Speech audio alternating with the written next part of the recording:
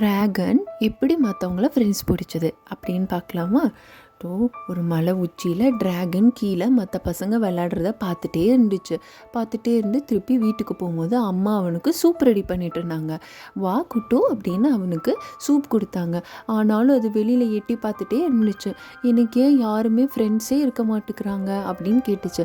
அப்போ அம்மா சொன்னாங்க, நீ கீழே அந்த ப்ளே கிரவுண்டில் போய் எல்லா பசங்களோட நீ போய் விளையாடு அப்படின்னு சொன்னோன்னே ஓகே அப்படின்னு அது வெளியில் பறந்து அந்த ப்ளே கிரவுண்டில் கீழே இறங்குறதுக்காக பறந்து வந்தது. ஸோ கீழே வரும்போது கீழே உள்ள பசங்க எல்லாம் அந்த ட்ராகனை பார்த்து ரொம்ப பயந்துட்டாங்க.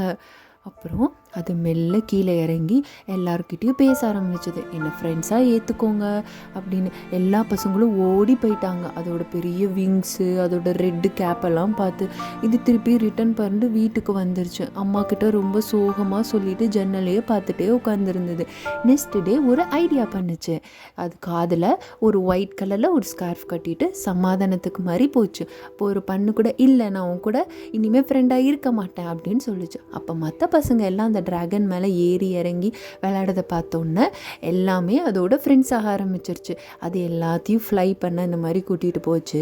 அதுக்கு நிறைய சேட்டைகள்லாம் செஞ்சு காமிச்சிச்சு, விங்ஸ் ஆட்டி காமிச்சது.